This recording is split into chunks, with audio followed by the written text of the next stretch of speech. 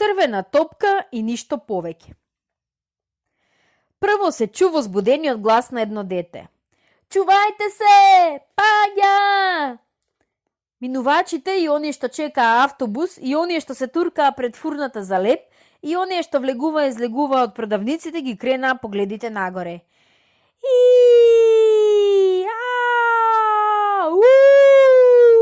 Мислејќи дека е нешто тешко и страшно, сите си ги покрија главите со раците. Може да... Црвен лустер! Викна едно девојче. Тоа е балон, се обложувам, се јави жената што носеше кочница полна со цреши. Метеор, метеор, викаше чистачот на чевли. Се колнам во локомотивата што ја возам, ако не е летечка чинија, тврдеше еден чичко со жолтеникави мустаки. Видов како се откачи од небото. Но кога падна на тротоарот, сите се уверија дека тоа е обична црвена топка. Таа скокна еднаш, два пати, три пати. Потоа од тротоарот се истркала на улицата. Бидејќи многу чифтови очи го следеа незиното движење, сите помислија дека црвената топка ќе заврши во сообраќајна несреќа, под тркалата на некој камион. Една бабичка дури списка, покривајќи си ги очите со дланка да не види како ќе издевне кутрата топка. Леле! Крррц! Испиштеа сопирачките на црна лимузина. Брррр! Пред топката запре 7-тонски камион. Не плашете се, другарки, баби, тетки и чичковси. Веднаш тука се најде еден мал сообраќаец. Неговата свирка испиште и за црната лимузина се нареди уште 27 други црвени, зелени, сини, фиќовци, опеловци, рекордовци и за 7-тонскиот камион колоната од возила не можеше ни да се изброи. Околу црвената топка веднаш се нагрна многу свет, но никој не смееше да й се доближи. Тука стоеше малиот сообраќаец, сериозен и строг.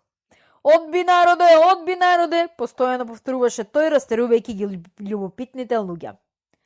По некое време меѓу народот се проби дете во куси панталони, босо, со убаво зачешлана коса, со сравенето лице од брзање и возбуденост во сина кошула.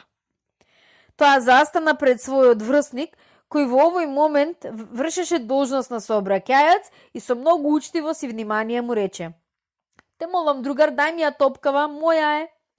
Сообраќаецот недоверливо го погледна. А како ќе докажеш дека е твоја? Праша. Детето прво се збуни, но веднаш потоа со рака покажа кон десеткатницата. Праша ги нив. На сите балкони и прозорци беа начичкани љубопитни глави.